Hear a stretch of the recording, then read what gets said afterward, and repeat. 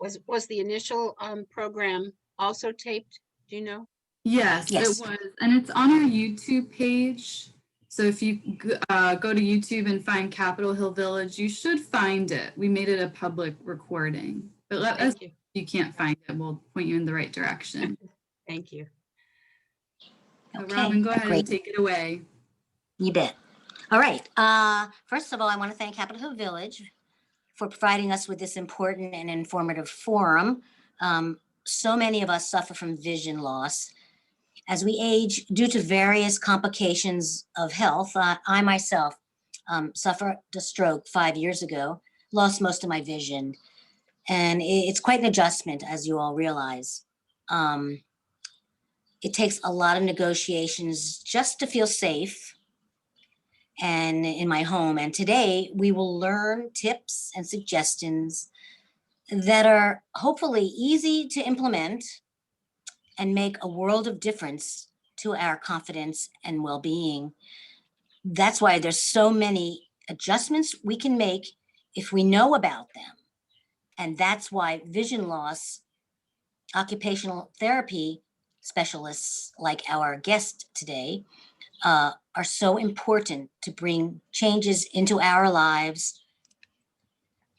They offer solutions, ideas, and resources, options to make your house and your living in it safer and you happier. There's no reason why senior citizens with vision loss shouldn't be able to age comfortably at home. After our lecture, we will open up to 15 minutes of questions. And if we could keep those questions relatively short, that would be appreciated. Our host, Megan, will field the questions. Just press the hand up button on your phone or actually wave, and Megan will see you and call you. And we also urge you to abide by the Zoom protocol, which is politeness and courtesy. Oh, oops. Sorry. And confidentiality. So without any further ado, I introduce to you our speaker and lecturer today, Ms. Lynn Stevens. Take it away, Lynn. Okay, and of course, the people who do my landscaping in my condo are busy working as we speak. So you probably hear the blower outside. No. Of course, right at this particular minute. So hopefully they won't last too long. And but that brings up one topic that I wanted to bring. I would put my earphones on, only I don't know where I put them.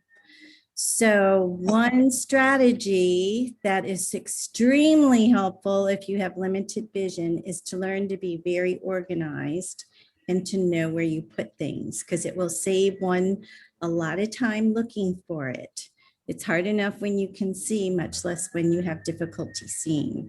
So that is definitely a strategy that I would highly recommend. And now's a good time to bring that up as things are going on in the background there. So as Robin said, I am an occupational therapist, and I have been working in the area of low vision for 15 years at least, and have my own private practice in the Maryland, DC area, where I go to people's homes. It is a doctor referral type of situation. I don't recognize anybody's name here, so I don't think I've seen any of you all. Most of my referrals come from the low vision optometrist. I'm sure some of you have heard or seen or maybe visited Dr. Alibi and those in his practice. Sometimes people just get in touch with me and we figure out a way to make that happen. So, as an occupational therapist, I'm very much involved in helping people to remain as independent as possible and to do the things that they want to do or need to do. So I'm going to just kind of go through a whole bunch of ideas that I can toss out. I think it's wonderful that you have this group. I learn a lot of different strategies from the people I work with. So I think you all probably have a lot of ideas that you can share with each other as well. Because sometimes it really is trial and error what works, what doesn't work, especially when you're talking about, everyday activities, around the house and in the kitchen and all that kind of stuff. So having a support group is really, really nice because you all can really share. And I think Robin could have given this talk from all the things she wanted me to talk about. Sounds like she's gotten a very good awareness of the different strategies that are available. So I'm hoping that a lot of what I go through over, is just going to be repetition, that you've already discovered some of these things yourself. The most important thing that I want to start with is whenever anyone has to live with any kind of deficit or limitation, and you've encountered these kind of limitations in your whole life, so it doesn't begin with low vision or vision problems. Maybe you've had a bad back, or maybe, I don't know that, wherever there's been a problem that limited you, you either needed to deal with it or do something. Okay. So you want to bring those same types of strategies to living with reduced vision. And of course, reduced vision takes all kinds of shapes and sizes. You can have problems seeing detail. So that affects a lot of things like reading, seeing faces, chopping food in the kitchen, using your appliances. Or you can have a vision problem where your peripheral vision, and that's called your central vision, or you can have problems with your peripheral vision, which is, you see straight ahead and pretty good, but everything outside of that is not able to be seen. And, you get more problems with mobility and moving around and bumping into things and stuff like that. And sometimes you have a combination of the two, or anywhere, all kinds of things in between. So I don't know what everybody vision problems or difficulties are in this group. So hopefully there'll be something that I say that will be of benefit.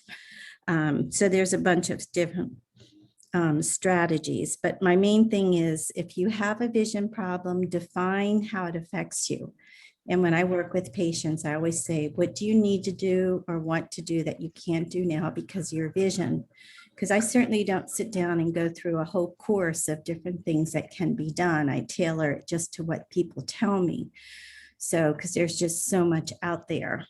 But there are some general things, and I have a whole bunch of things here that I'll try and, get through as much of them as I can.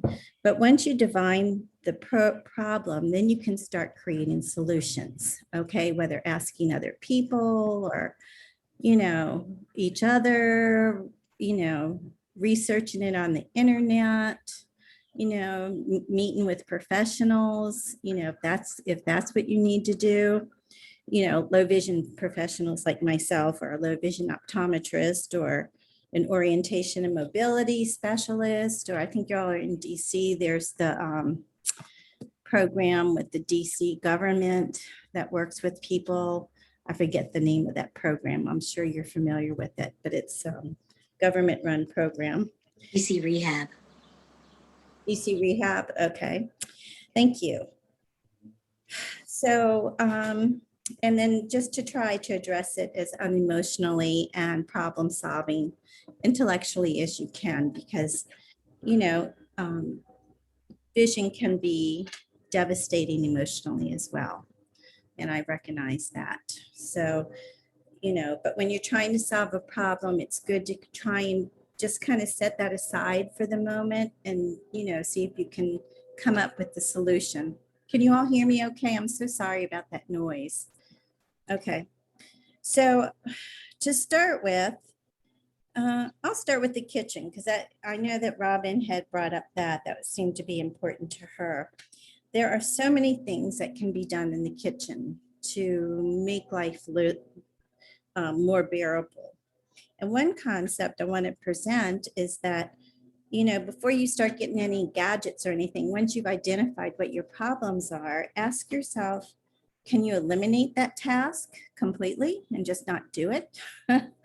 Or can you simplify it in some way? Or can you delegate it to somebody else? So let's talk about the simplify or adjust it to somewhere, because that's where you're doing most of the action.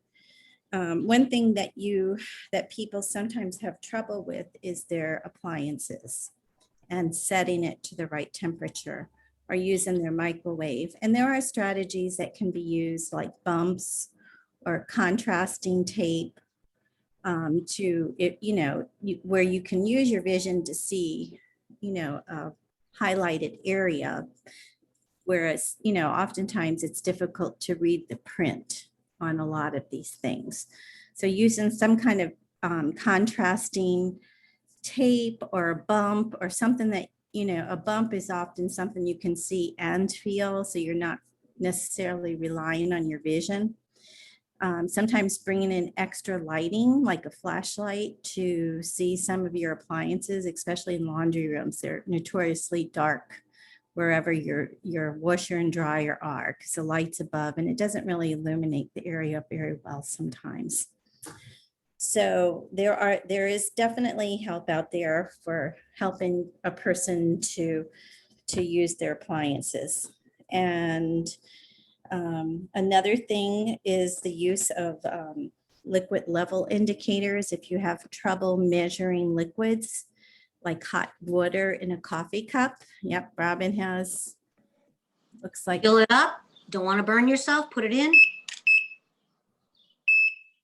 You're at the top. And I understand there's one now that has an indication for 2 different levels. So you can get a little higher to the top of your mug rather than lower. And of course, if it's cool, you can always stick your finger in and use your finger to know where the temperature is, but you don't want to do that when it's hot. And the other thing is using contrast. Pouring coffee into a white mug is much easier to see than using a dark mug. Absolutely. So in the kitchen, the use of contrast black and white cutting boards. If you're cutting a potato, use a black board or something dark, very dark. Or if you're cutting a tomato, you might want to use a white board. So that just gives you a little bit of extra punch, so your eyes you can make use of the vision that you have, as well as good lighting. Task lighting in any task is important. Using pods now for laundry, so you don't have to measure out liquids. We're very fortunate. We're in a society now where everybody's got pods even for the dishwasher. There's no need to measure these things out, and use fabric softeners on a sheet. So, anytime you can use what's already available out there and make a job easier, that's definitely a good way to go. And some people still like to cook and measure. I do find that, most of the people I work with have really cut down on how much cooking they do, not necessarily because of their vision, but just because they're getting older and they've done that and been there and they don't want to do it anymore. Okay. So, some of it's just for that reason, but okay. But there are some people like to cook, and for measuring, one thing that I would recommend now is a talking scale that measures it does actually measure in cups too. And you can get it like on Amazon for $20. I haven't seen anybody use it yet, but I think it's a great idea. And while I was preparing for this class tonight, I noticed that OXO has put out an adjustable measuring cup. It is like so cool. I want to get one. It's kind of like a giant syringe. And if you want a cup, you set it. And the markings are pretty good contrast. For a commercially made device, it's got pretty good contrast. So even if you had to use a magnifier to see where you're measuring to, you'd have a good base to work with. And then once you set it, then you just top it off and pour it in, and you can actually like turn it, and like if you have, I don't know, if you're measuring a cup of butter or something of that consistency, you pack it in and then you just kind of squeeze. I don't know, it's really cool. So I thought that was pretty cool, and it was by OXO. And there's choppers you can buy. Like OXO also has a chopper that you just push down and you can chop things like onions and garlic if you like to do that kind of thing, or you can use a food processor. So using things like that, and there's other kind of choppers that are available that I've seen people make use of, if you're actively into cooking and you need to chop. Of course, you can also buy frozen onions, frozen green peppers, and a lot of chopped vegetables already frozen or even at the grocery store, already done for you. But the frozen ones can be, and that's kind of a way of delegating a task because someone's already done the chopping for you. So those are just some ideas for in the kitchen. Seeing spices is sometimes a difficult thing. So there's different, you can either use your nice LED flashlight to see the names better because they're also in the cabinet and the light doesn't always shine that well in that area. So you have to kind of bring in your lighting, or you can relabel them using white stick-on labels and write in big bold print with the name of the spices. I always often recommend don't try and write every letter. So if it's garlic, just put GAR as big as you can so that you can see it. You'll know what it is, or just whatever letters make sense to you. When, the patients I work with do it, I say, what makes sense to you? That's what you put on it. But you don't want to put so many letters that they're all crowded together and then you can't see them very well. And then You might want to consider doing that after using paprika instead of cinnamon. yeah, there you go. Now you can always smell it too. A lot of people Yeah. will smell their spices, so there's always your nose if you want to do that. So there's, so you just think it through and like, how can I do this better? If they're too far away, you can, now it's real popular to put your spices in the top drawer and lay them flat so you can look down at them. And I actually had a patient who did that and she just it solved her problems because they were close and she could bend over and look at them. Because sometimes you can see something better if it's just, 6 inches away from your face and not, 18 to 20 inches away from you up in a spice cabinet. So just, like I said, think it through, figure it out a way that maybe will work for you better. So a lot of it's common sense. And I think I got into this job because when I was a child, my parents told me I had no common sense. Now look what I do. I think it's kind of funny. Anyway, and that's recorded for all ever. Anyway, so that's it. And one thing I'd like to recommend is if you're not aware of all the different catalogs like Maxi Aids, LLS products, and Independent Living, I would call and get them all to send you a catalog or have your loved ones look through it because you never know what you have, what's available. There's just so much out there. It's really hard to kind of keep up with everything. And I found that measuring cup because I was just looking on that website. So even I kind of look through them every once in a while to see what new ideas they've come up with. And, you can do that too, or have loved ones do it, and see if there's something on there that might be a good solution for you in whatever problem that you're having. It's always worth a try. The kind of solutions I'm talking about are not prescriptions for medicine, so you don't need to have a doctor's order to order a measuring cup that might work for you. Are these specific sites for vision loss? Yes, well, for all vision, hearing loss, All disabilities. yeah, a lot of them, but there's a strong low vision component to all of these. That's where you can find the best pens to write with, phones, computer accessibility type of things like low vision keyboards. And, it's just, I think it's educational just to kind of look through those websites to see what's out there, because you never know, they might have something that would help you do something you've been having trouble with. If you need those bump dots that I was talking about earlier, you can buy them from those sites. And, so anyway, so Sorry, Lynn, could I stop you for a sec? What were the website names again? I was going to put them in the chat for people. okay, maxiaids.com, all together, one word. LLSproducts.com. Is And it Maxi AIDS, AIDS, or no E? MAXI. Okay, AIDS.com. Mhm. Oh, And wait.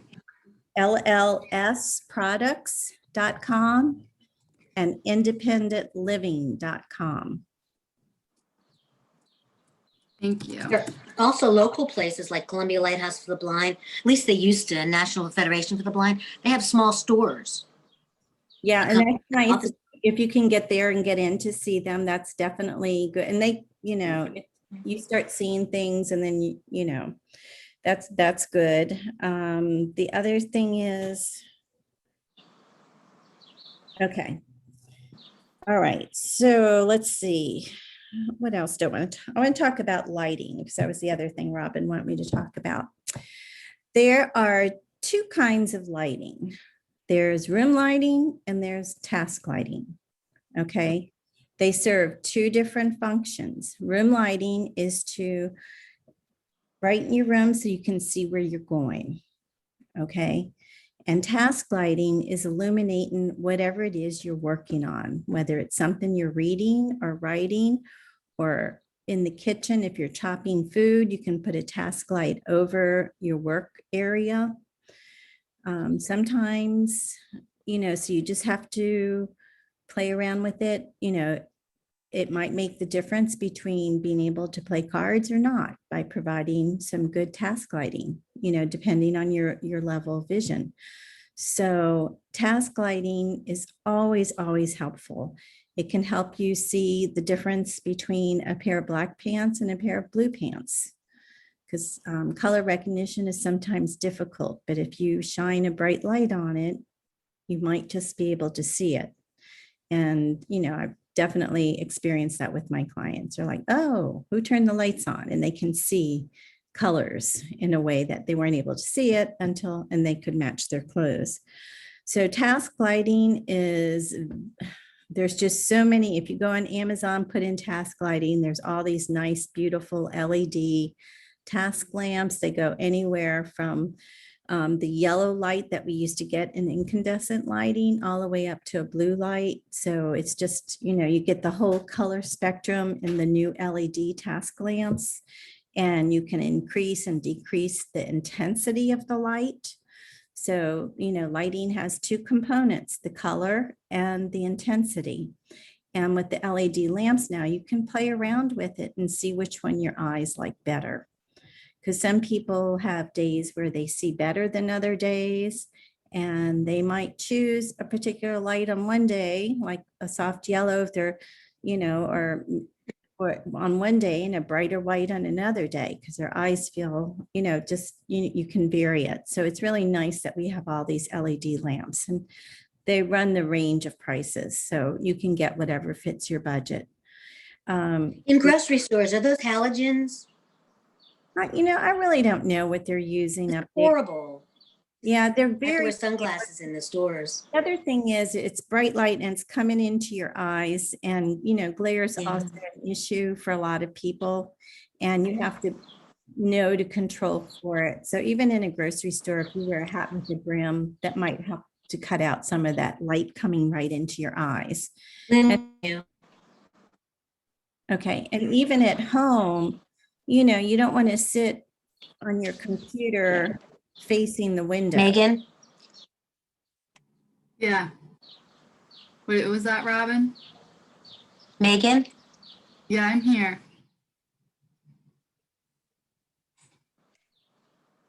I Okay, think Robin just lost her internet connection for a sec, but I think we're all good now. was it? Okay, sorry, I thought it was you. It's always me. yeah, someone does have birds chirping in the background. I don't think it's me. I have bird outside. Okay. All right. I'll shut the door. Okay, so where was, oh, lighting. So, and then like I was saying earlier, areas in your home that are not well lit. It's hard and expensive to get an electrician in there and fix every single problem. So the best solution is just to get a nice LED flashlight, usually the ones with the wands that have like a strip of lighting. One of the brands that I know of is called Nebo. There's the Nebo Larry and the Nebo Big Larry. If you look those up, you'll see what I'm talking about, but you don't have to get those brands. Just get something like that. And they run anywhere from 175 lux to 400, maybe sometimes 500. And lux is the number that they use to tell you how bright something is. Okay. So anything, I wouldn't get anything less than 175. And with any light bulb, the closer you hold it to something, the brighter the light.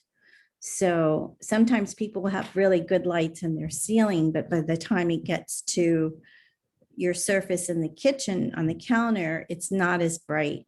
So that's why you need to bring in a task light so that the lighting intensity is right where it needs to be. And you don't want to live in a kitchen that feels like you're in a baseball stadium. You know, that's what you'd have to do to get that kind of brightness from the ceiling, is to have like lights that are like 4 times brighter. So much easier on your eyes just to illuminate the work area using a task lamp. And then room lighting, you know, anything that makes the room as bright as what you need. You know, better to have a lamp in each corner of your room than one really bright lamp coming down from overhead, because it's kind of a glare issue when you have really bright lights coming from the ceiling.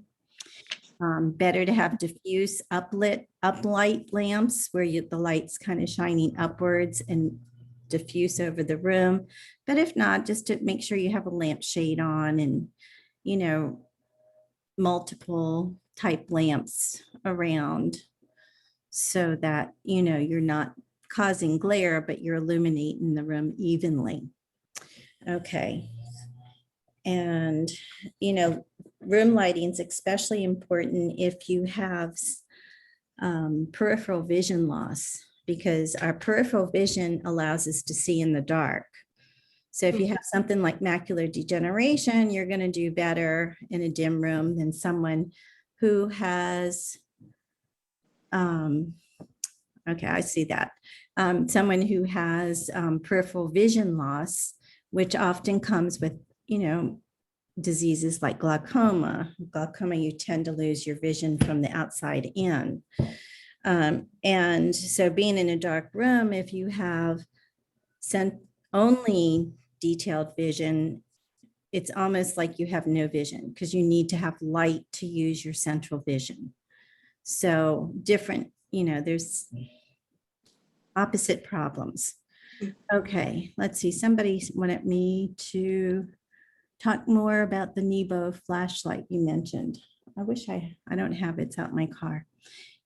It is a flashlight. They're usually 6 to maybe 8 inches long, and they have a strip of LED lighting at one end that runs about 2.5, maybe 3. I think 3 is probably getting too long. So you get it makes it, you know, it illuminates like an area that I'm looking at my laptop screen, like that big of an area, and depending on the strength of it. So it's something, the smaller ones that are, you can get some that are small, like, I guess like the size of an ink pen, but they're thicker. Okay. But you can put them in your pocket and carry them, or your pocketbook, because some people I know will get to a grocery store and they still can't read the label, even though you have all this bright light above. When they're actually looking at the label, it's not bright enough. So having a flashlight to shine on that label sometimes allows people to read the label, because the light illuminates it. So it's one of those things you just have to try it and see if it works for you. Lynn, what about the illuminated glasses? They have lights. Yeah, those can be helpful. You know, again, if you find it helpful, you know, it might be more helpful if you're reading and you're holding your book at a certain distance as opposed to trying to see something on the kitchen counter, because by the time the light reaches 18 to 20 inches, it may not help you as much as when you're holding it, you know, for reading distance. So a lot of it's just, you know, what, and I mean, even head-worn LED lamps can be helpful. You know, if you're cooking at a stovetop and you want to see in your pot better and the lamp over your stove is not that good, you can put on one of those camping headlights and shine it in your pot. You know, whatever works, you know, just don't drop it in your pot. Make sure it's on your head good. Okay, so that's it about lighting. If anybody has any questions, I guess I could take it here. Okay, I just want to talk about grocery shopping. I don't know if any of you all are doing online grocery shopping, but I do want to mention there is a service called Telegrocers, where you can call someone, a real person, and tell them what you want, and they will put it in the computer and arrange for your groceries to be ordered online and then delivered. So sometimes people have a hard time on the computer because, you know, it's hard to see. So you can do online grocery shopping, and it's called telegrocers.com. And there's an 800 number. I can give it to you. It's 888-902-7467. And I just put it in the chat as well, Lynn. okay, so, you know, feel free to give them a call if you have any questions about how they work. I think it's an excellent idea. I have had someone use that service, and it, you know, even before, she was using it before the pandemic, because, and, you know, they get to know you and get to know your orders, and you, after a couple of times, you get it all figured out. I always buy the same things all the time anyway, mostly. So anyway, so that's an idea. If you want to be able to get groceries independently, you just need to call a number and make an order. Okay, and then there's GoGo Grandparent, which is have you all heard of GoGo Grandparent? Mhm. Okay, that's for transportation. So y'all could look into that and talk about it during one of your meetings. Okay, and I want to talk about the mail and finances. That's another area that is important. And, you know, that's handled in a variety of different ways. And it can, and, you know, I don't know if you all need strategies. I'll just list a few of different things people do. They call on the phone to pay their bills rather than have to write a check, or they set up auto payments, or a combination of the above.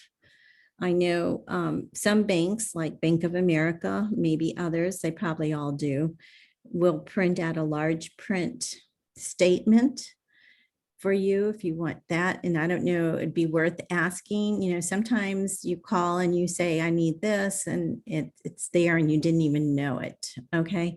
But interestingly, I saw that Bank of America will also give you audio statements. I find that rather interesting. I'd like to see what that sounds like. Okay, and If you take your headphones to the ATM machine, yes. plug them in as well and do it audio. Very good. See, there you go, Robin. And then there's writing guides, you know, for a signature. If you want to use, there's a check writing guide. They're kind of small. So I would probably recommend the low vision checks over something like that, because it's easier to write on them. But you can get those from your bank. They're business size checks that have a very dark line printed on them, and with a yellow background to increase contrast. And so that's another thing you can do. Let's see. And then of course, with any kind of writing, I would definitely recommend getting used to printing and writing larger, because some people are writers. I mean, it doesn't really matter. Sometimes you need to put down a phone number you can see later, and you hurry and scribble it on, and then you hang up and you look at it and you say, I can't read it. So, get used to printing and writing larger and using using felt tip markers. Any of those websites have what they call low vision pens. And, Sharpies are good. They do run through, so you have to allow for that. And some of them are, I think they've made some now that aren't so smelly. But the low vision websites that I told you about will sell low vision pens that are basically thick markers. And Maxiaid actually has two kinds. It's called a 20 and a 40. So one's thicker than the other. So you always, if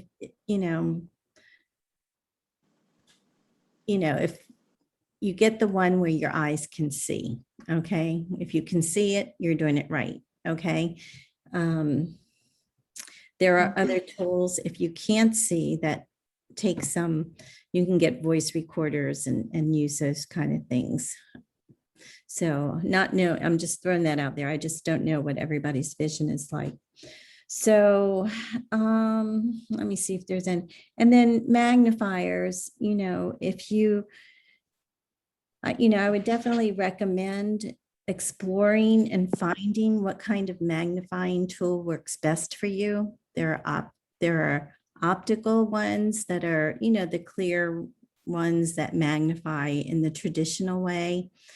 Most low vision magnifiers come with LED lighting because you need to combine good lighting with magnification to maximize your vision. But there's all kinds of digital type magnifiers, CCTVs, handheld, desktops, and there's just so many makes and models. But you may want to, if you haven't already, start exploring things that may or may not be helpful. I think there are some different places to go to once everything's back open, like there's the Low Vision Center up in Bethesda that will show some devices. There's a number of providers that sell them that will maybe set up an appointment. Everything's changed now. So I know one that used to have an office is now shut, but he's opened his office, his home up by appointment to come and see different devices. And it may be good for you all to get a list of these providers together. Maybe they would be willing to do an online presentation of what they have available, if that's something you're interested in. Now, these glasses are not prescription that I have here, but on Amazon, sorry about that. I have a phone call coming in. Can you see me? No, but you Okay, have hear you. glasses Okay. there that you Yeah. got from Amazon. I'm on Amazon, and I purchased like they're 5 for $20, and they're 6.6, 6.0. And then I can read when I blow up my copy. Mm-hmm. And I break them, I step on them. We all do that all the time. And I don't care. I just order more. And they're all different styles and stuff like that. I'm styling, I'm chic. Mm-hmm. And I can read with a lighted background of these. So might not be for everybody, but it's really good for reading for me. Yeah. So you kind of have to play around, this, what works for Robin may not work for anyone else, but she's taken the time to experiment and figure out. This is also where it might be good to go see a low vision optometrist to kind of get what they recommend, and they'll kind of look, they have a knowledge of everything that's available out there. I'm sure, Robin, you found that you have to hold your printed material a certain distance from your face. You can't hold it too far away or it gets blurry. So sometimes you have to recognize with any kind of magnifier, there are some limitations, and there's the right way to use it and the wrong way, in the sense that you do have to find the best. you have to find the correct focal distance. And each strength of magnifier has a different focus length. So, and the stronger a magnifier is, the closer the magnifier needs to be to the printed material. And, you know, you can bring it closer to your face to get a wider field of view. So using magnifiers, you know, does take a little bit of learning. Sometimes training is helpful on how to use them correctly if it doesn't come naturally to you. You know, a lot of people don't like holding things close to their face, but sometimes that can give you a better view of what you're looking at. So, you know, you have two choices. Either, you know, allow yourself to make that adjustment so you can see better, or find another way to do it, or I guess three, or just don't do it, or have someone else do it for you. And there's nothing wrong with getting people to assist you if that works for you, you know. But to save my eyes also, I listen to audiobooks. Yeah, and you know, technology is great. There's audiobooks, there's a talking book Okay. program from the Mhm. library. You know, a Mhm. lot of the apps, if you use, you know, a lot of the tablets and iPhones and iPads have a lot of features built in that will allow you to read your email out loud. You know, so I mean, that's like a whole nother story, you know, is with all the technology that's out there, making use of that to help you to get information and communicate with other people.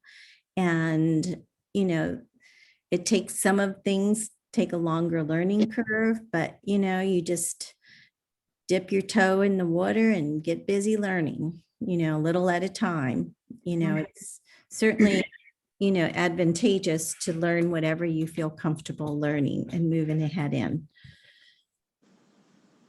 So I guess that's probably, let me look at my list. All the resources I wanted to mention. So, okay, so I'll just open it up. Oh, and make sure you can use your phone. That's a very important thing. There are phones that have large numbers on them. You can learn to dial the phone using touch. There's a bump on the number 5 on every landline phone that you can use as your central target to move from. Or you can learn to use your smartphones and have them voice activate, you know, call by voice, or enlarge, you know, the fonts and sizes on all your devices so you can see them better. You can reverse the contrast on your devices, and so that you have white print on a black background. That's sometimes helpful, especially if glare is an issue. So, I mean, there's just so much out there, you know, so it's good that you have this group and you can kind of maybe focus in on all these different areas, even with each other, or, you know, just share ideas. There's something I found helpful for me. I have a hard time figuring out between brown, black, army green, and you can use the bump system by putting it right in the back, just 2 bumps for black, one bump for brown, and memorize that. And so, you know, and there's also a really wonderful app online called Seeing Eye. AI. It's Seeing Eye. Oh, I'm sorry, Be My Eyes. Be I My apologize. okay. Be My Eyes. You Yeah. click on it and somebody somewhere in the world will tell you, oh no, you're putting on purple shoes with green pants. They look at the picture and they'll see it. And it's really fabulous, free site anybody can get. And there's one more thing just I want to share with you. I have a problem with my shoes when I have dark colors. So after I have somebody coming in and helping me put all my shoes together, I clip them together. Oh, great. So I know what goes with what, because I have been on the Metro before with 2 different shoes on. That happened to me one morning.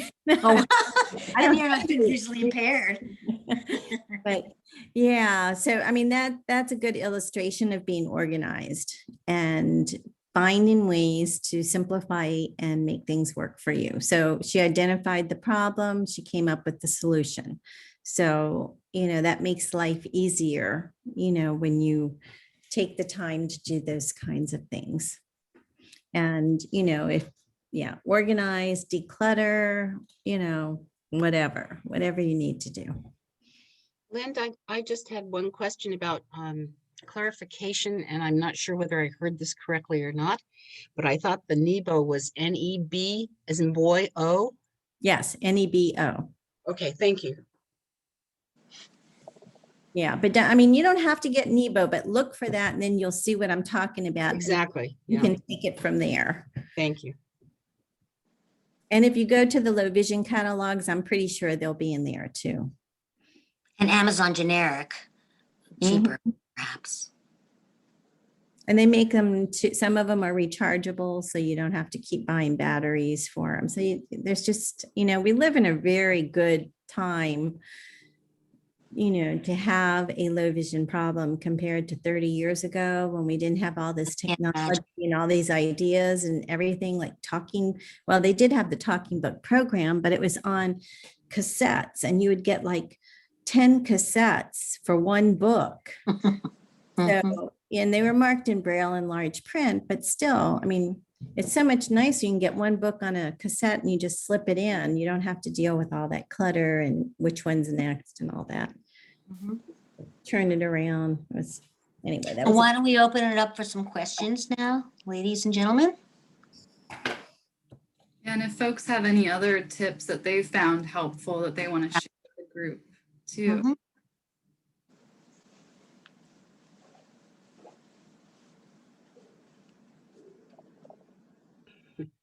Could I just ask how often you have these low vision sessions? Monthly, Monthly? yes. We're trying to get it under control. I had one 2 months ago and now I'm having it monthly. Last month it was audio books and access to reading a whole Great. hour. And we have that Yeah. on recording if you want that. I- So I'm- we will be right. doing it monthly. Mhm. Good. I'm in a different village, but I really appreciate this. Very good. Please spread the word, we all have different eye diseases and different levels of low vision and vision loss. And it could be our spouses or it could be, our children that we're calling about to make life easier for them as well. Sure. Mhm. Thank you.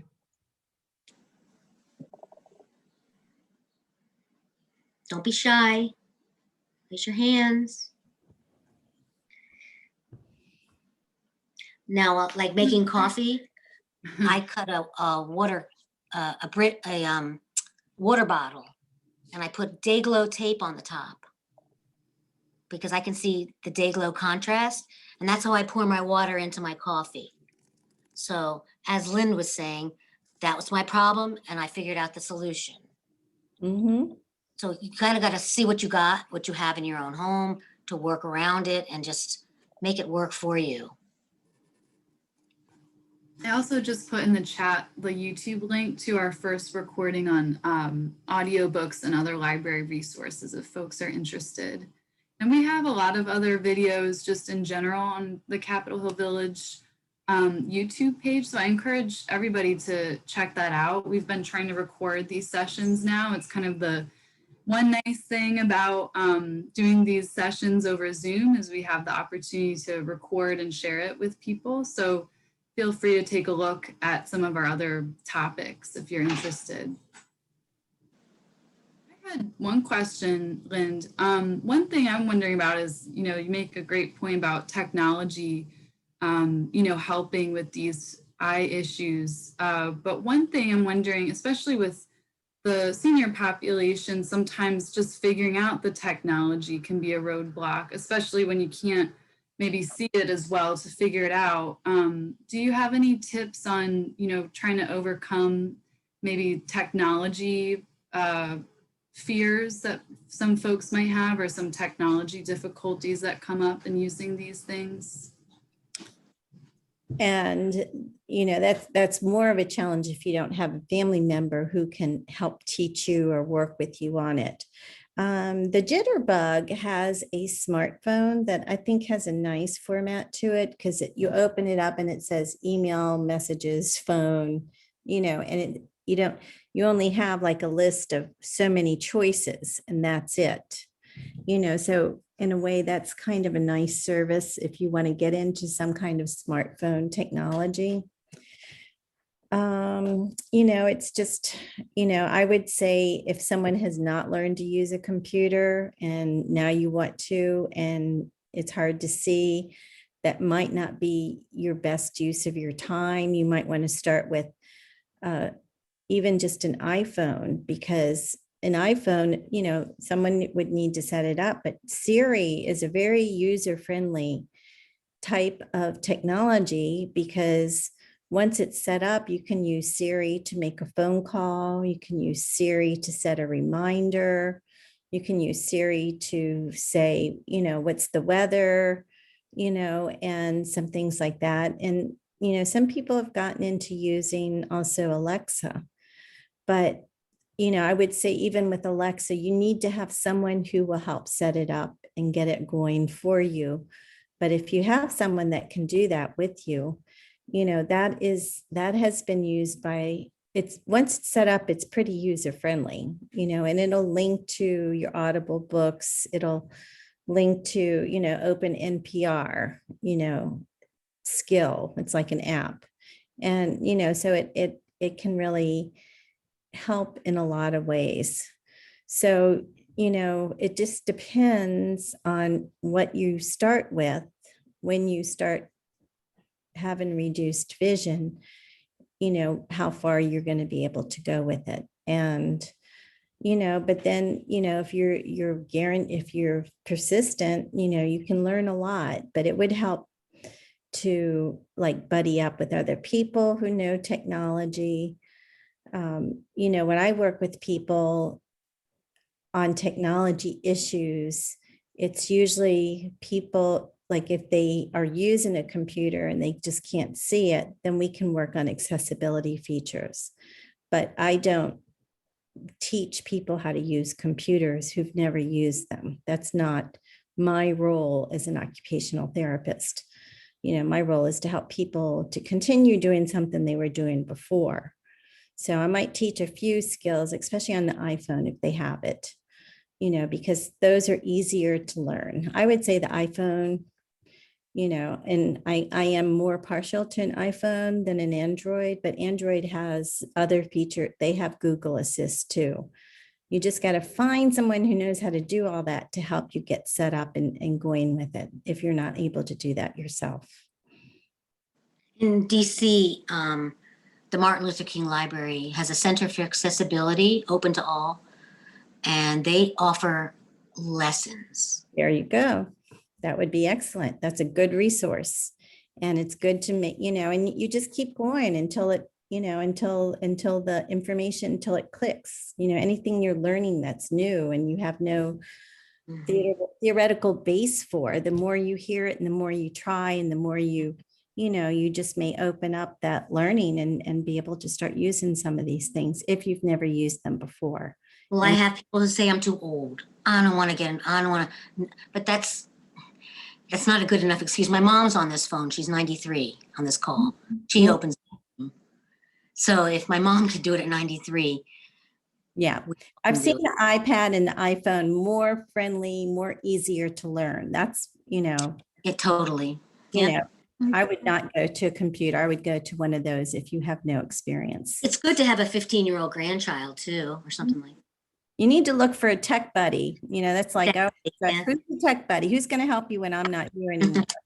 Capital Village offers, sometimes people will come around and help you as I well. was gonna say, if you're a member of a village, a lot of times volunteers are, pretty good at technology and can come and help you. And it's gotten a little bit easier now for us to open that back up again now that folks are starting to get vaccinated. But you can easily sit outside with somebody with your device and work on it as well. And that makes it a little bit more, comfortable.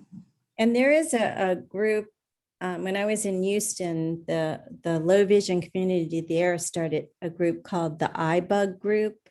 And it's actually nationwide. And I think it's called iBug group. And it's basically a group of low vision blind users using mostly the Apple things, but sometimes I think they might cover Android issues, Android skills, but they have a whole archive of their meetings, but they have like a beginners group and a intermediate or just a regular group. And, a person who really wants to like, hone their skills or ask questions, I would definitely recommend that group. Because, Can you tell me again the spelling on that, Lind? yeah, let me see if I can pull it up really I was quick. gonna put it in the chat. See if I can, iBug group.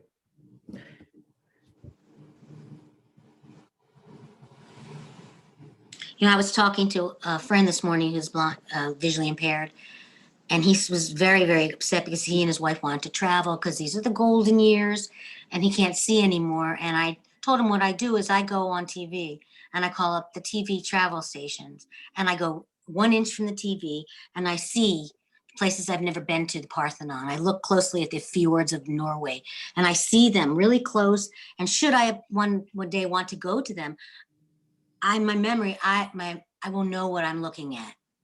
It's not quite the same thing, but it's something. So Okay. travel stations are really neat for us. Okay. And I found it. It's called, I'm going to put it in chat. It's called the iBug, and it looks like they're still out there, and they're still ibugtoday.com. And yeah, it was started by an engineer from NASA. Mhm. And, anyway, it's a wonderful resource.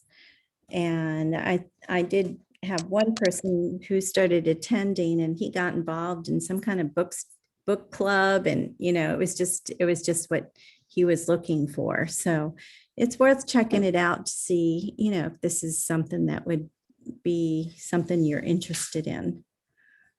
And they archive it, so you can even just go to their website and listen to ones that have been recorded, and, so Mhm. you're not having to show up at a certain time, but you can just listen. Mhm. And that way build up your comfort level with all things technological. And I see they have an Android section too. So it looks like they are expanding and developing this service. If anybody on this site would like to express what they would be interested in hearing about next month, please feel free to drop me an email or Megan, so we can cover all our bases for you all. So if Okay. anyone else has any questions for me, any more questions for me, because I need to get off soon.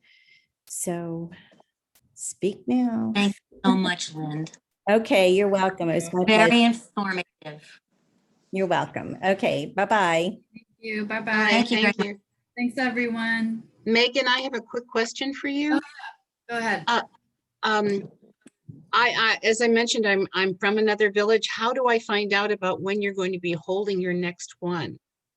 So if you go to capitolhillvillage.org, you can get information about our calendar. We could also add your email to our MailChimp address so that you get notifications from us about events, and you would get our monthly newsletter emailed. So you could see what programming we're going to have. How do I go about doing that? So I'll put my email address in the chat. It's mwrinkle. Yeah, I can't you read the can't see chat. it? I Well, cannot read. I can't read the Why chat. don't you tell me your email address and I can add it? Okay, it's S Abbott, S-A, Oh wait, hold on. I'm gonna stop recording first. 1 second. sorry. And you'll also,